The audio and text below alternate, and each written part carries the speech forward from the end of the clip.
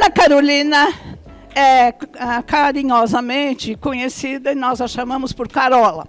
Ela esteve na presidência da Liga Solidária por vários anos, é responsável por ter iniciado uma série de projetos importantíssimos para nós. Hoje, ela faz parte do Conselho Executivo da Liga Solidária e é diretora também executiva de um movimento chamado Bem Maior. Uma salva de palmas a ela, que se abriu o horário para vir falar conosco. Bom dia para vocês. Muito feliz de estar aqui, porque esse colégio aqui faz parte da minha vida. Eu trabalhei na Liga há 22 anos. Então, a Liga faz parte da minha vida, da minha carreira. Foi aqui que eu aprendi tudo que eu sei. E se hoje eu posso ajudar o país em alguma coisa a mais, com certeza foi na Liga Solidária que eu aprendi. E foi também na minha família e no colégio que eu estudei. Eu estudei no Colégio Santa Cruz e me formei em administração de empresas. Tive alguns pequenos negócios quando eu era mais jovem. Eu era microempresária, sabe aquelas empresas bem pequenininhas? É que hoje virou chique e o povo disse que eu era empreendedora. Mas, na verdade, eu tinha mini negócios mesmo. E aí, quando eu estava grávida do meu terceiro filho, eu tinha que cuidar de muita coisa e tal, e eu resolvi parar de trabalhar. E foi quando eu tive um convite para vir fazer um trabalho bem pequenininho na Liga. Uma coisa bem rápida, 3, 4 meses ia estar resolvido, que era levantar os custos do Educandário Dom Duarte. Vocês conhecem lá o Educandário? É onde a gente tem o trabalho social da Liga, lá na Raposo Tavares. E lá eu fiquei 21 anos. Foi bem rápido. Foi quando eu conheci o Alvino, conheci todo mundo. E foi quando eu tive o prazer de ajudar também a olhar um pouco para a escola e pensar o que a gente queria da educação para as crianças que estudam aqui no Santa Amália, no Maple Bear, e pensando na educação. Educação como um tema amplo, né? Não quem vai ser melhor em química, física, ou se a gente vai formar advogados ou engenheiros, mas pensando em quem são os cidadãos que a gente quer para esse país. Porque, afinal de contas, nessa sala aqui, eu posso ter o futuro prefeito, governador, ministro. Pode ser que seja nessa sala aqui. Então, para a gente conseguir isso, né, eu querer, pelo menos conseguir ter no coração de vocês que vocês têm essa possibilidade, essa oportunidade, que tipo de colégio a gente queria ter. E eu tive a honra de trabalhar com a equipe do colégio pensando em que tipo de cidadãos a gente queria que saíssem daqui quando se formassem. E aí eu volto hoje, depois de muito tempo, encontro com vocês, então estou muito feliz. Muito obrigada pelo convite. Bom, o tema parece... Eita, precisa voltar lá. O tema parece meio esquisito, né? Porque é sobre filantropia. E filantropia é uma palavra que às vezes a gente acha que é muito grande, só para quem é muito rico, só para quem tem muita possibilidade. E para a justiça social, quem sabe aqui o que é justiça social? Quem dá um chute, um cheiro do que é justiça social? Alguma ideia? Boa, vai lá. Não, no leilão você já tinha comprado, hein? Vendi.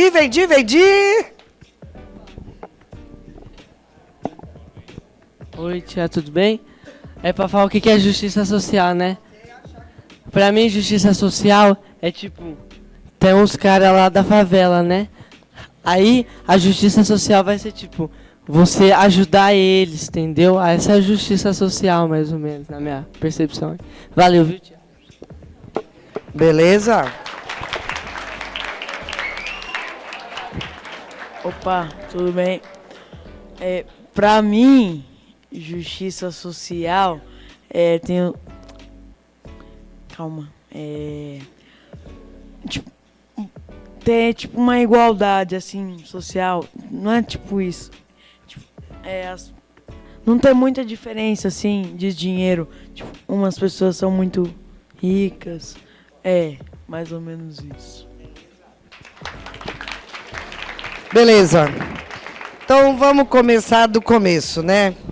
Primeiro, brigadão pela sua interferência, mas se você... Opa! Justiça social seria um movimento feito para ter igualdade entre as classes sociais que tem na sociedade, sendo a classe alta e a classe de baixa renda. Boa! Então vamos lá. Primeiro eu queria dizer assim, que aquele garoto lá da favela é igualzinho a todos vocês. Ele só tem uma diferença, que tem gente que fala que foi a loteria do útero. Porque quando a gente nasce, a gente não escolhe de que útero a gente vem. A gente não escolhe se a gente nasce no bairro da Zona Sul ou da Zona Norte. Então, aquele garoto da favela, ele só nasceu lá por uma coincidência, por uma mão de Deus ou pelo que for. E a gente só nasceu aqui por isso. Então, aquele garoto, ou aquela mãe, ou aquela família, não tem nenhuma diferença da gente. A única diferença, quem sabe, é que ela tem menos oportunidade que a gente. E ela tem menos oportunidade porque, muitas vezes, na nossa sociedade, essas pessoas, por alguns, são mal vistos, né? A gente acha que todos os bandidos moram na favela, quando na favela moram as pessoas que nasceram lá. É o bairro que elas moram. E elas têm menos oportunidades. E, por isso, pode ser que tenha, sim, gente lá que não é do bem, tal qual tem aqui, na Faria Lima, na Paulista, etc. Então, quando a gente fala de justiça social, a gente está falando de olhar para as pessoas de forma igual, obviamente que olhando as particularidades de cada um, né? Então, um tem mais habilidade, mais competências emocionais, mais inteligência, outros têm menos. Uns são brancos, outros são pretos, outros são amarelos, outros são azuis. Uns são altos, magros, baixo, gordo. Então, o que a gente está falando aqui? A gente está falando que todo mundo tem direito à mesma oportunidade. E para todo mundo ter direito à mesma oportunidade, a gente precisa de um país que entenda que esse direito é de todos e a gente tem que lutar por eles. Se a gente tem que olhar para quem não tem e dizer, putz, eu me solidarizo por você não ter, e eu vou fazer diferente. Seja na minha escola, seja no meu bairro, seja quando eu crescer, no trabalho que eu tiver ou na profissão que eu tiver. E como que a gente faz diferente? Com as escolhas que a gente faz. Isso é ser cidadão. Quando a gente faz uma escolha que vai beneficiar os outros, que vai olhar para o bem comum e não só para a gente está fazendo escolhas por justiça social. E o que eu estou falando nisso? Quando eu tiver um amigo que tem menos oportunidade do que eu, ou eu for esta pessoa que tem menos oportunidade, eu vou batalhar e correr atrás por equidade. E aí todos vocês já viram no Instagram, provavelmente, um post que tem um muro, uma criança baixinha em cima de um banco e um altão olhando por cima do banco. Equidade é isso, é dar o banco para quem é baixinho, para todo mundo poder olhar por cima do muro. Então, quando a gente fala de ser cidadão, a gente está falando de fazer escolhas certas e garantir deveres. Você concorda ou não? Concorda? Com o quê? Beleza? Que bom. Às vezes não faz sentido, mas um dia você vai achar que faz. Então, assim, dar o banquinho para quem precisa, a gente não está fazendo nada mais do que uma obrigação cidadã, tá? Isso não é caridade, isso não é nada. A gente está falando aqui de ser um ser empático e solidário. Solidariedade é isso, é olhar para o outro e ver o que nós juntos podemos fazer de melhor. Então, quando eu falo de filantropia, filantropia faz parte da cultura de doação, né? Todos nós temos coisas que a gente pode doar. Nosso tempo, nossos conhecimentos, nosso dinheiro, nossa comida, sei lá. Todos nós temos talentos que a gente pode dividir. E não é porque a gente é bonzinho, porque a gente acordou e falou assim, ai, coitadinho, ai. Não, é porque a gente está buscando um país onde todo mundo possa ter um olhar mais caridoso e empático. Tá? Então, dentro da arte de doar, da cultura de doação, a gente tem aí um olhar de que a gente pode fazer caridade. Então, quando a gente está no frio, passa debaixo do viaduto do Chave, aquele monte de gente, e leva cobertores. A gente está fazendo caridade, a gente está se solidarizando com a dor do outro, com a falta do outro. Mas a gente está resolvendo o problema daquele inverno. A gente não está resolvendo o problema da moradia daquela pessoa que mora debaixo da ponte. Quando a gente olha para a filantropia estratégica, que é o que eu faço, né? Aqui está só filantropia, mas eu trabalho com estratégica. Quando a gente olha para a filantropia, não quer dizer que é mais dinheiro, mas quer dizer que a gente está pensando em mais longo prazo.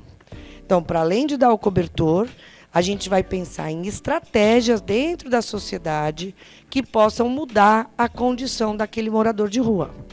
Então, o que a gente vai olhar? A gente vai olhar para organizações sociais que estão dando, por exemplo, acolhimento para o morador de rua, que tenha um banheiro para ele tomar banho, que tenha cama para ele dormir, que tenha um lugar para ele poder tirar os documentos dele, porque a maioria deles não tem documentos, e que encaminhe para eles procurarem, se eles quiserem, um emprego.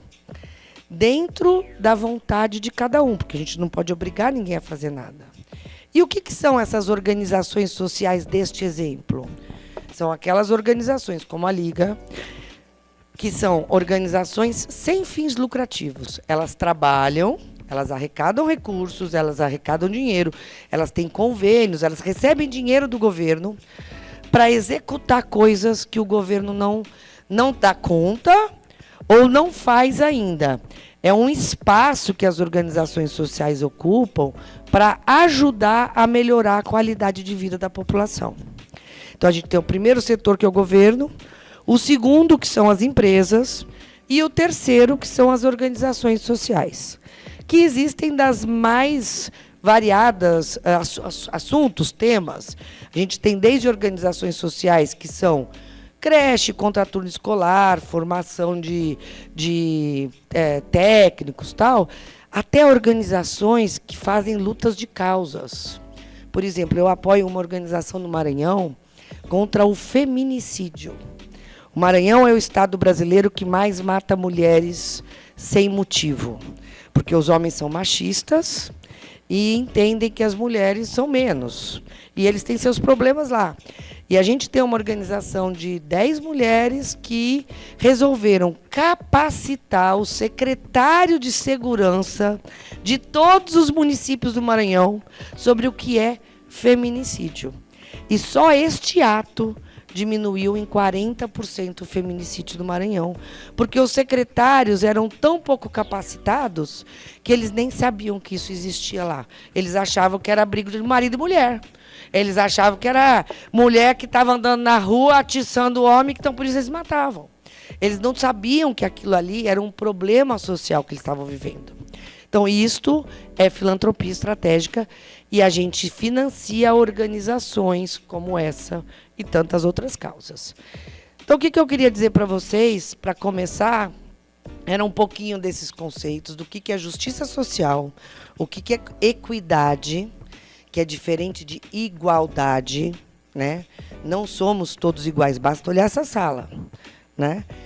E equidade é a oportunidade para todos na mesma medida. E falar um pouquinho sobre o que é filantropia, que não é diferente de qualquer doação. A única diferença é que a gente está pensando a médio prazo, não só naquele momento específico. Onde que eu tenho que mirar? Volta. Então, aí eu vou falar um pouquinho do que a gente faz, tá?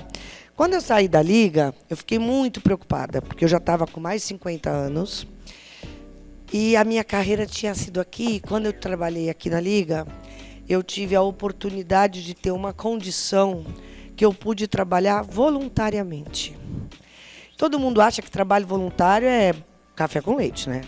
Pô, vai lá, faz um negocinho e tal e vai embora.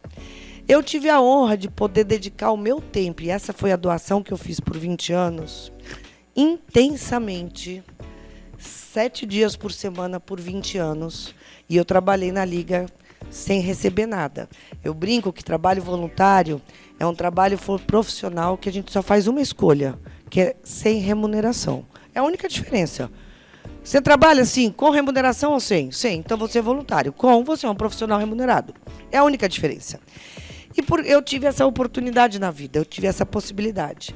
Quando acabou o meu mandato aqui na Liga, e até por estatuto, eu não poderia renovar, já tinha mais de 50 anos, eu tinha pouca qualificação profissional na área. E os meus pares, as meninas, os jovens que trabalham na área hoje, têm mestrado, pós-graduação e tem trabalho para todo lado. Eu falei, gente, eu estou ferrada, porque a minha vida tinha mudado e eu precisava de um trabalho, eu precisava de um emprego. Eu não podia mais trabalhar voluntariamente. E aí eu resolvi começar a pensar em estudar, comecei a ver cursos e para onde eu ia e tal. Quando eu conheci um senhor, já de bastante idade, judeu ortodoxo. Você sabe o que é um judeu ortodoxo? Um judeu é um homem de outra religião, obviamente, né? Uma outra religião, religião judaica. Ortodoxo são aqueles que são radicais. Mas não radicais nos conceitos, mas radicais na forma como eles levam a religião. Desculpa. Quer dizer o seguinte, ele é meu chefe hoje. Ele acorda todos os dias às 4 da manhã, ele reza das 4 às 7, e a vida dele é todinha orientada, todas as decisões dele, para como que ele quer chegar na eternidade. Então, veja bem, era bem complicado, porque eu sou católica, então já nem entendia isso. E ele é radical. E ele me encontrou e falou, Carola, eu conheço o seu trabalho, conheço o trabalho da Liga. Eu fui muito bem sucedido, eu sou imigrante sírio, eu fiz muito dinheiro e eu cresci numa casa e eu tenho uma religião onde o valor da doação e da ajuda do próximo é determinante para como a gente vai viver na eternidade. E eu assinei um acordo nos Estados Unidos, público, que eu vou doar 70% do meu patrimônio em vida. Eu fiquei até abestificada. Falei, como é que é? Falou, tudo que eu tenho hoje, eu botei à disposição da sociedade. E eu preciso de alguém que me ajude a organizar isso. E eu não quero fazer isso sozinho. Eu quero fazer com mais gente. Eu entendo que tem mais gente que não vai querer nesse volume, mas que tenha mais gente que entenda que dividir é somar quando a gente está falando do social do país.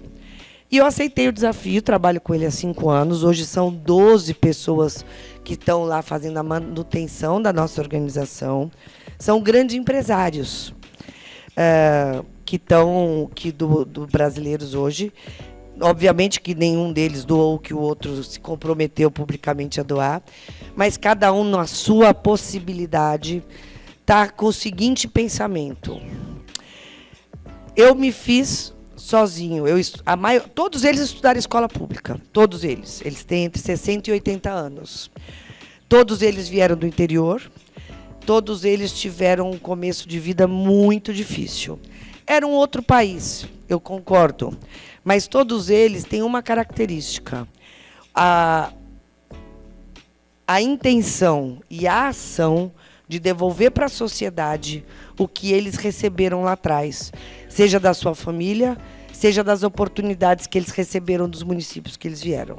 No caso desse meu chefe maior, doutor Eli, ele é sírio, então ele é imigrante, ele fugiu da guerra e veio para cá pequeno. E ele falou, eu tenho que devolver para o Brasil a possibilidade que o Brasil me deu de morar aqui e fazer minha família aqui. Então, eu estou devolvendo. O que é isso? Devolver para a sociedade. O que é fazer uma carreira e achar que não foi só sorte? Que não foi só eu que sou bom para cacete e consegui fazer tudo. É ter valores aonde a gente entende o que é solidariedade, o que é agir com intenção, fazer escolhas que eu vá poder devolver, dar para o outro o que eu tive também. Quando eu quero dar para o outro o que eu tive também, eu estou querendo começar uma agenda movimentar a sociedade com boas coisas. Porque de coisa ruim, a gente está por aqui, gente. Todo mundo lotado de problema. Todo mundo achando que o governo isso, que o patrão aquilo. Isso a gente já sabe. Como é que a gente muda isso? A gente muda isso quando a gente tem pessoas nessa sociedade que querem fazer diferente. E a gente pode até não concordar, às vezes, com as posições. E por isso que a discussão, às vezes até o conflito de ideias, é tão rico. E é por isso que a democracia é tão importante. Porque é o único lugar onde a gente pode conversar, discutir. Eu penso assim, você pensa assado, a gente não concorda, mas eu te escuto e você me escuta. Então, por que eu estou falando tudo isso? Para dizer para vocês, vocês são responsáveis por isso. Vocês e os jovens do Brasil, e eu na minha idade, e os velhinhos e as crianças, todo mundo é responsável. A gente é a sociedade. O problema não é do governo, o problema é de quem a gente escolhe. O problema não é do empresário, filho da mãe. O problema é da empresa que a gente resolve trabalhar e que a gente se posiciona de uma forma ou de outra. O problema é das escolhas que a gente faz. Vamos lá. O doutor Eli me chamou para trabalhar e a gente fundou o Movimento Bem Maior, que ele, basicamente, para além de doações financeiras, obviamente, que eu vou explicar como a gente faz, a gente conecta pessoas.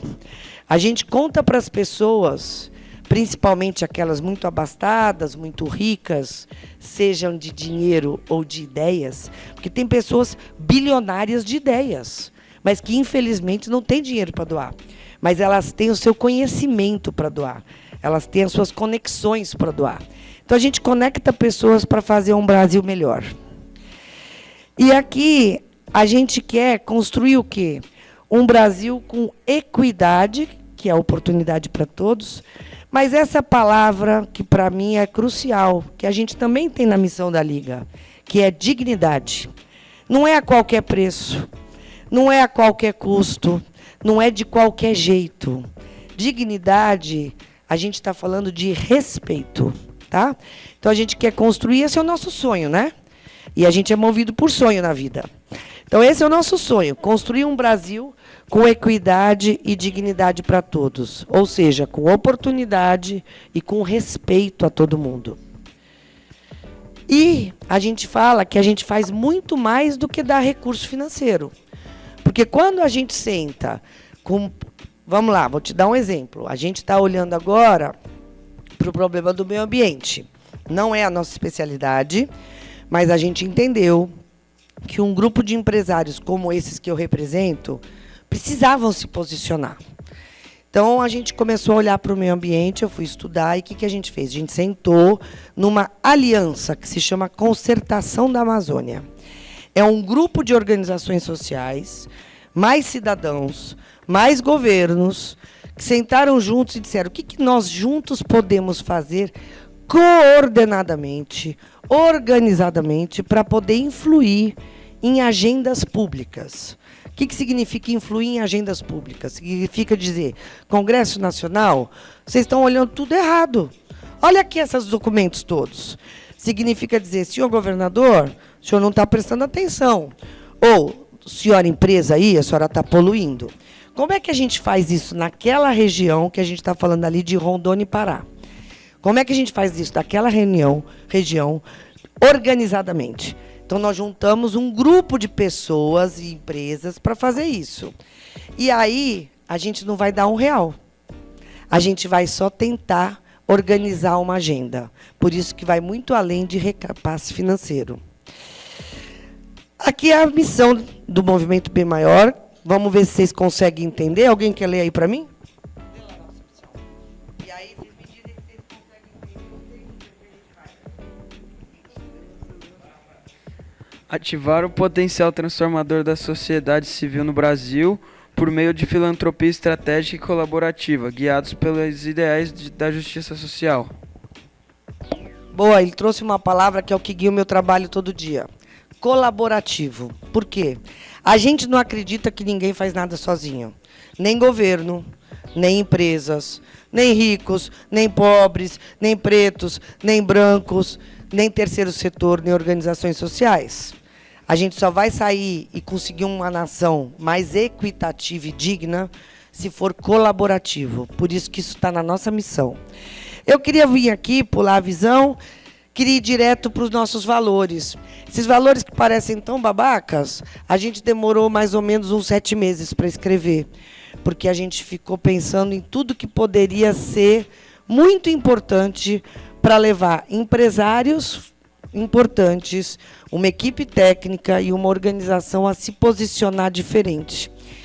Então, a gente tem ali agir com coragem, porque nem sempre é fácil você ir botar o dedo em vespeiro, né? A gente só lida com coisa complicada.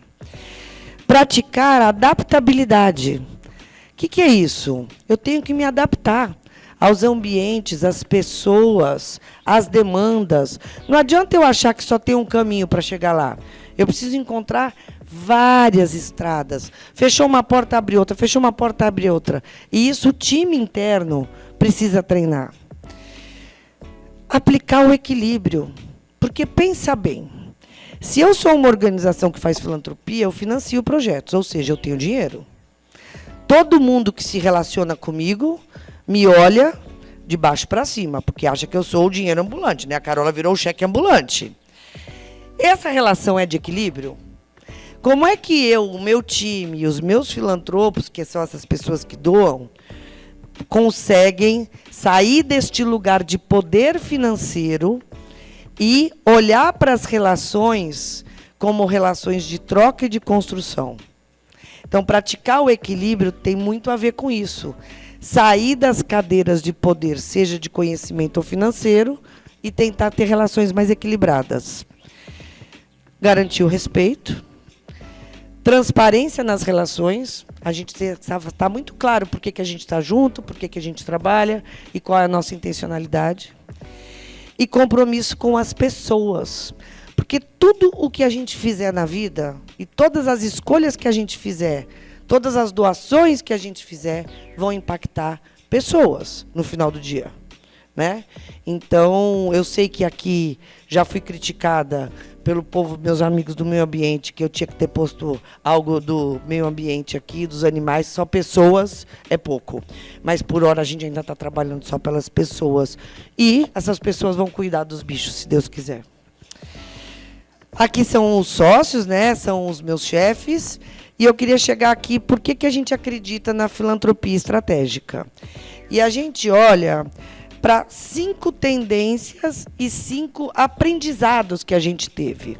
Pensando que filantropia é doação muito além de recursos, com a diferença de que é médio e longo prazo e uma doação que a gente faz para uma organização, tal, a gente está olhando para curto prazo. E tudo bem, tá? O dízimo que a gente dá na igreja, a esmola que a gente dá na rua, a doação que a gente faz para a organização social de R$2 por mês, de R$1 por mês, o casaco que eu dou no inverno, tudo isso faz parte da cultura de doação e tudo isso é importante. Cada um tem um papel e a gente precisa de todo mundo. O trabalho voluntário, isso é o que faz uma sociedade ser viva, porque é uma sociedade que um está olhando pelo outro. Então, aqui, quando a gente fala do assistencialismo, quer dizer que essa organização que a gente trabalha hoje não vai dar cobertor debaixo da ponte. Ela vai ter um olhar estratégico. O que ela vai fazer? Ela vai tentar reunir pessoas e recursos para patrocinar, investir recurso em abrigos para essas pessoas dormirem em vez de ficar na rua, conversar com o governo quais são as políticas públicas para melhorar a qualidade de vida no inverno desses idosos, etc. Então, vocês entendem que é diferente? O assistencialismo eu estou resolvendo o imediato. O estratégico eu estou olhando para médio e longo prazo. A gente olha o tempo inteiro do grande para o pequeno, do pequeno para o grande. Porque quando eu falo para vocês, vamos pegar o exemplo do morador de rua debaixo da ponte. Quando eu falo para vocês que a gente está olhando essa pessoa, eu estou olhando o micro, né? Pensa os problemas do Brasil. É um problema pequeno, parece, né? Perto dos problemas do Brasil. Só que para a gente importa muito. Por quê? Porque esse problema nos leva a pensar no quê? Em qual política pública existe para homens de rua no inverno. Então, a gente pensa do pequeno para o grande, do grande para o pequeno o tempo inteiro. Essa é uma tendência também de quando a gente pensa em estratégico. A gente não investe mais aonde eu trabalho, né? Tudo bem aí? A gente não investe mais em projetos. Quer dizer assim, aquela organização faz um projeto. A gente investe estrategicamente em organizações. Por quê?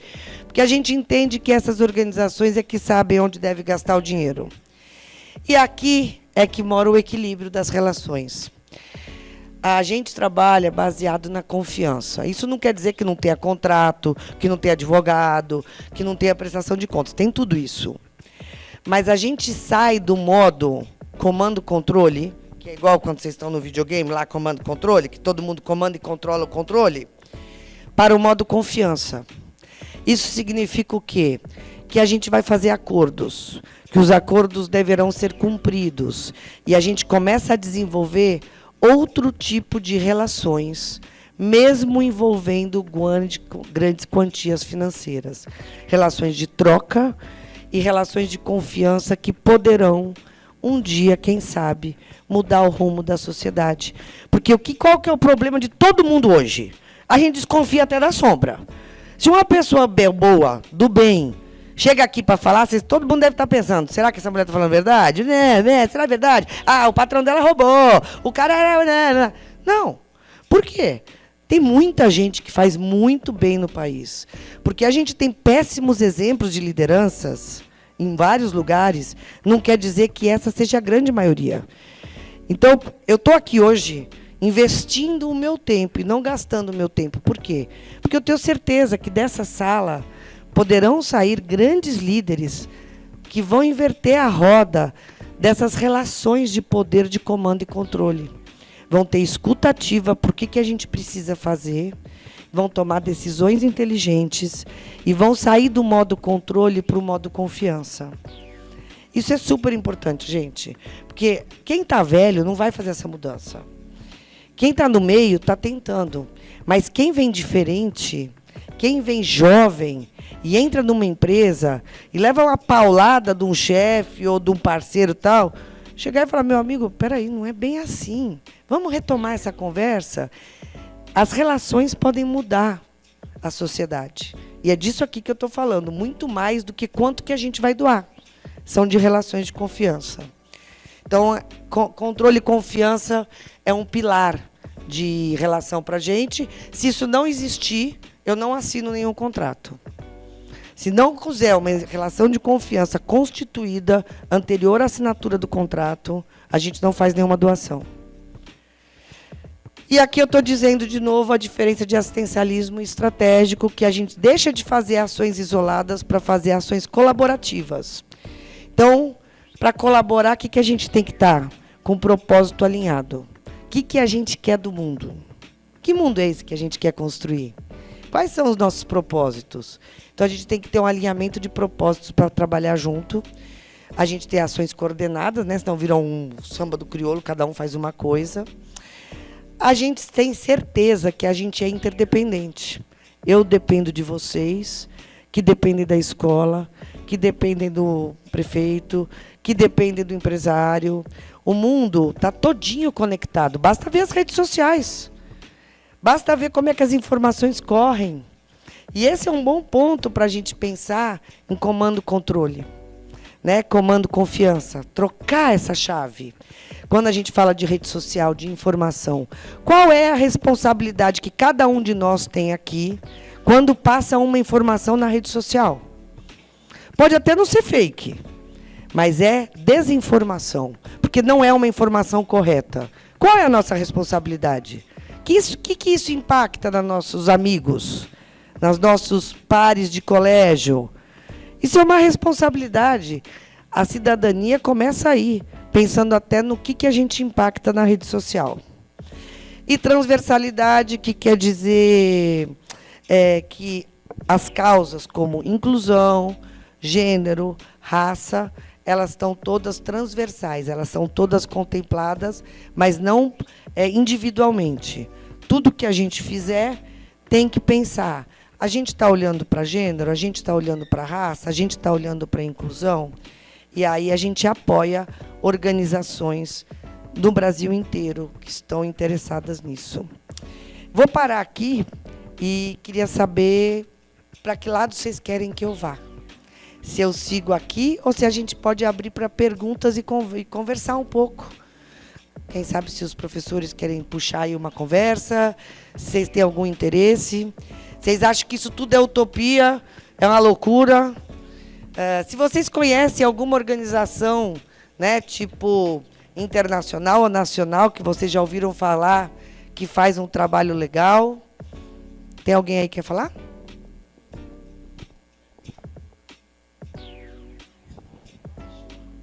Moça, desculpa estar voltando no assunto e eu também não lembrar o nome direito.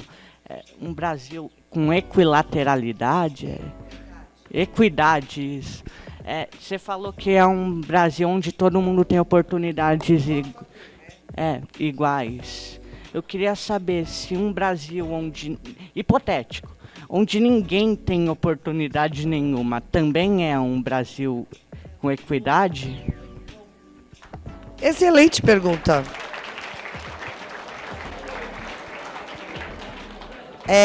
Infelizmente, o país onde ninguém tem oportunidade, que é quase o nosso, né? Onde a minoria tem oportunidade, infelizmente, não é um país com equidade.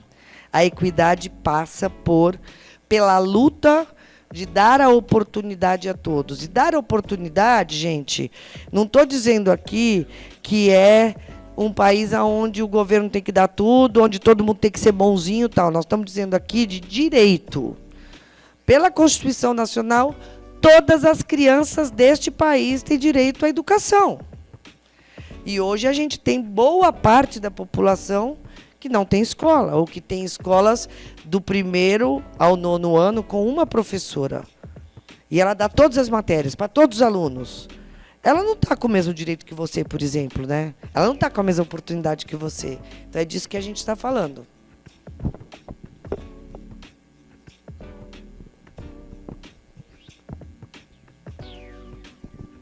Oi, Carola. Eu queria perguntar qual é o território que a instituição atua hoje? Em quais estados, pontualmente, aqueles que são mais recorrentes, aqueles que são mais graduais? Oi. Hoje a gente apoia qualquer estado. Não está para trás. Hoje a gente apoia qualquer estado pelo seguinte: a gente tem 3 tipos de apoio. Um apoio que a gente está olhando para encurtar a história, tá? Para a legislação. Então, o que é importante mudar de lei no país? Ou apoiar com pesquisa, com dado, para quem pode mudar a lei. Né? Porque a gente vê muita gente... Vou dar um exemplo concreto. Primeira infância. Estava em discussão no Congresso a legislação da educação para a primeira infância.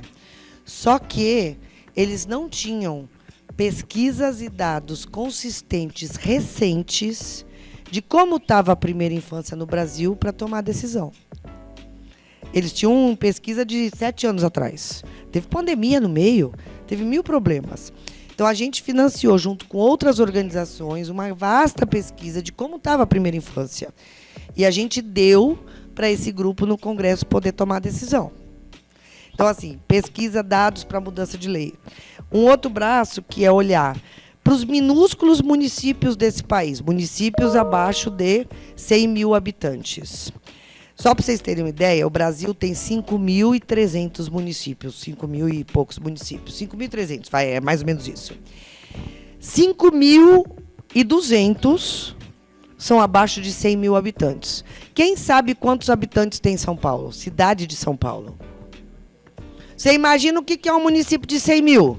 É nada, é um bairro. Nós estamos falando do bairro, da saúde deve ter 100 mil.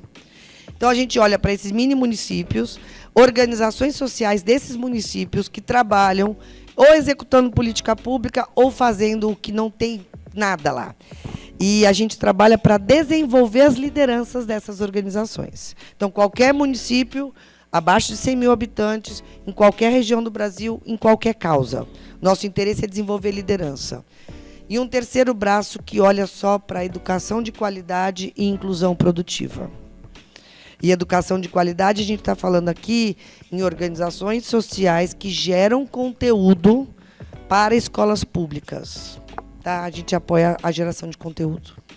Então, hoje, a gente, até 2023, né, esse número está atrasado, a gente apoiou 194 organizações e a gente investiu mais de 100 milhões de reais nesses 4 anos, 4 anos, né? Sem contar com o que a gente fez na pandemia, que a gente teve uma ação na saúde bem específica. Esse dinheiro aqui, gente, saiu do bolso desses empresários e ele doou dessa forma que eu contei um pouquinho para vocês. Ah, é porque eles são bonzinhos? Ah, é porque eles não têm o que fazer com o dinheiro? Não, porque eles acreditam que eles têm uma contribuição para dar para a sociedade. E eles podem, logicamente. A gente tem aqui alguns prêmios, tá? A gente ganhou um prêmio do empreendedor social da Folha, que é pela atuação de ajuda humanitária na pandemia, com a saúde.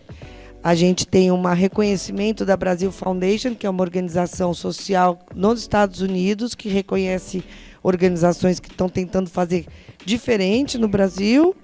E a gente recebeu esse selo de ser a 7ª organização mais influente do Brasil que fala sobre uma filantropia com inovação.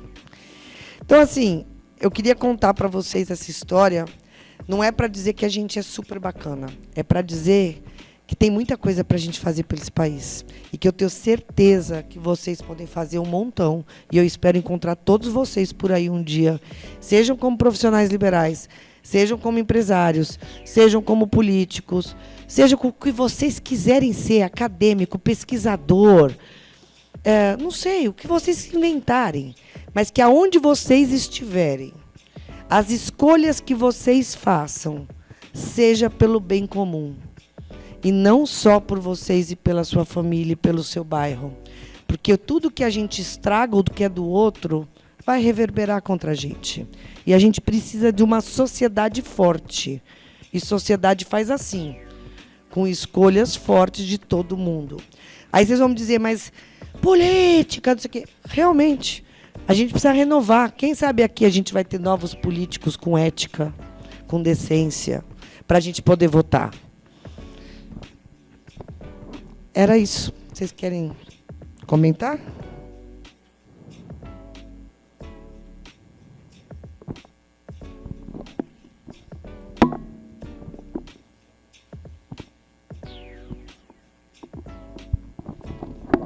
É uma conversa muito fora da caixa, né? Num mundo que a gente vê cheio de guerra, cheio de conflito, com todo mundo brigando, direita e esquerda, famílias polarizadas por causa de política. Mas essa conversa aqui que pode, quem sabe, mudar o jogo. Não porque é sobre doação, mas é porque é sobre escolha, sobre postura. Então, às vezes, o que é muito diferente pode ajudar a gente a pensar em outro lugar. Posso fazer uma pergunta? Vocês têm planejamentos para expandir essa companhia para ir para outros países e não ser apenas na desigualdade social do Brasil? Então, vamos lá. A gente é uma organização social, sem fins lucrativos. Né? Então, a gente tem os governos, as empresas e as organizações, o terceiro setor. A gente é uma organização. A gente, por estatuto, não pode trabalhar para fora do país. E por uma motivação muito simples, que esses mantenedores, esses fundadores, apesar de ter imigrantes, né, que vieram como fundador, eles entendem que eles ganharam dinheiro aqui. E que eles fizeram as suas fortunas aqui. Então, que é aqui que eles têm que ajudar a mudar e é aqui que a contribuição deles tem que ficar. Carola, uma pergunta. Como, de forma prática, cada jovem que está aqui pode começar, na sua casa, no seu contexto, com a sua família, a apoiar a sociedade? Eles não são grandes ainda, como essa instituição, mas com certeza eles podem fazer algo. O que eles podem fazer? Olha, eu acho que tem um espectro gigantesco, né? Acho que primeiro acreditar que a gente pode ter uma sociedade melhor. Primeiro partir de um lugar de acreditar que a gente pode ter um país melhor. Porque o que eu vejo muito hoje, até no mundo adulto, e vejo muito hoje no mundo dos adolescentes, uma descrença, um desânimo, sabe, para que eu vou fazer isso, gente? Os caras roubam tudo. Gente, olha isso, olha aquele empresário. É quase um deboche.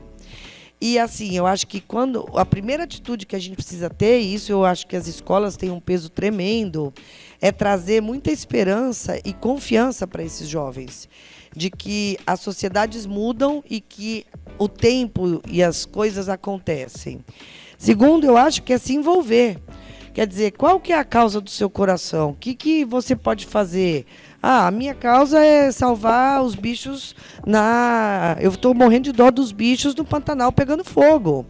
Gente, o que está acontecendo? Vamos ler sobre isso, vamos postar sobre isso, vamos nos posicionar sobre isso. Você tem aí R$1 sobrando na sua mesada? R$1.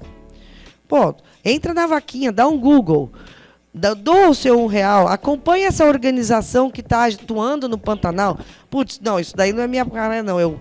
Meu negócio é o seguinte, a minha mãe é cega e, putz, deficiente visual para mim é uma coisa que me pega. Beleza, quem que trabalha para isso? Quais são as organizações? Já foi visitar? Você conhece jovens cegos? Então, assim, é ampliar o universo para poder estar com um coração maior na sociedade e uma inteligência maior. Porque quanto mais a gente vê, não dá para desver. Depois que a gente vê, não dá para desver. Quando eu subi o morro a primeira vez, eu fiquei muito impactada. Quando eu subi pela 100ª vez, aquilo já fazia parte da minha vida. Porque eu tenho grandes amigos no morro. E eu comecei a ver o morro de uma forma diferente. A gente começa, quando a gente cruza as pontes, quando a gente se mistura, quando a gente vai ver o desconhecido, a gente tem uma atitude diferente. E a gente começa a ser mais inclusivo também. Porque não é só a gente que é o bacana. Então, assim, eu acho que, para começar, vai pesquisar. Você recicla o lixo da tua casa? Você divide o lixo? Aqui, você joga a garrafinha em qualquer lixo? São pequenas atitudes que vão ajudar o planeta e o mundo a melhorar. Você passa notícia falsa? Você, quando vê notícia de política, sabendo ou não a origem, você repassa? Você faz bullying com o teu companheiro? Eu tenho um amigo gordo, enorme. Você chama ele de balofo, tal. Você tem um amigo negro que você tira sarro? Você tem uma pessoa que trabalha lá junto com seu pai, com a sua família, que é deficiente, e que você fala, puta, lá veio o perneta? São coisas que, às vezes, parece piada, né? Mas são coisas que a gente vai fazendo mal para o outro. Tudo que faz mal para o outro, a gente pode deixar de fazer. Primeira doação. E não é porque a gente é bonzinho, é porque o outro tem o mesmo direito que a gente. Então, não sabe por onde começar? Pensa 2 vezes antes de falar mal de alguém. Antes de podar o cara. Antes de xingar a mãe do cara. Antes de ter atitudes tão veementes. Isso sim é ser adulto. Porque tem muito adulto que ainda é criança, que age como criança. Adultar significa fazer escolhas que sejam mais para o bem comum. Carola, nós, nos colégios, já desenvolvemos o voluntariado. O que você poderia dizer para esse grupo que está aqui, a importância deles fazerem parte do movimento e a importância de que qualquer hora é hora? Porque, na verdade, a gente às vezes tem preguiça, né? Eu comecei muito cedo, porque na minha casa não tinha muita opção. A minha mãe trabalhava numa organização chamada Fundação Dorina Noio para Cegos, que é uma fundação de cegos, né? De jovens cegos. Faz inclusão de jovens cegos na escola, mercado de trabalho e tal. E a minha mãe trabalhava lá, então não tinha jeito. Eu acho que eu tinha uns 7, 8 anos. Meu trabalho voluntário era vender rifa para captar recurso. E eu apitava jogo de futebol de cego. Não sei se vocês já viram o cego jogando futebol, viram agora na Paralimpíada, né? Que eles têm uma pessoa atrás de cada gol que canta Marquinhos, para direita, para esquerda, olha o ladrão, ele vai locutando, os times. E a bola tem um guizo dentro, um sininho. E eu era juíza de jogo de futebol para cego. E eu era pequenininha, fazia isso. Então, eu acho assim, que vem muito da formação de casa, né? Mas vem muito também da vontade de se envolver com novas coisas. E vem muito de deixar a preguiça em casa. Porque dá uma preguiça do caramba acordar sábado para ir distribuir cesta básica. Dá uma preguiça do caramba para sexta-feira, depois da escola, ir lá ainda ler para, sei lá, ou fazer reforço escolar para quem não pode. Então, acho que assim, a preguiça, hoje, para os jovens, me parece que é uma coisa que barra muito. E acreditar que todas aquelas experiências somadas vão te fazer um adulto melhor. Porque você vai estar exposto a tudo que te tira da zona de conforto. Porque apitar futebol para cego tira a gente da zona de conforto. Porque distribuir marmita não sei aonde, porque, sei lá, ajudar uma pessoa que não sabe ler a ler, ou só carregar a cesta básica. Eu fui voluntária da CUFA na pandemia e fui visitar o centro de distribuição. Passei um dia lá com eles carregando cesta básica. Cara, vocês não sabem o que é isso. Um caminhão lá, outro caminhão lá, e a fila do povo só passando cesta básica de um por outro durante 4, 5, 6 horas. Cara, isso aí... Eu cheguei em casa e falei, Jesus, tomara a Deus que eu tenha salvado muita vida, porque eu estou morta. Então, assim, é sair da zona de conforto. Sair da zona de conforto significa ser útil para o outro. E isso aí você vai acumulando na vida e te faz um adulto diferente. Obrigada. É isso, gente. O mundo não é cor-de-rosa. O mundo não é legal. O mundo... nem sempre os trabalhos são bacanas, né? Porque o trabalho é chato. O resultado é bárbaro. Né? Então, não tem trabalho bacana, gente. Trabalhar é por isso que chama trabalho. Dá trabalho. Mas os resultados são legais. Posso garantir para vocês. É isso.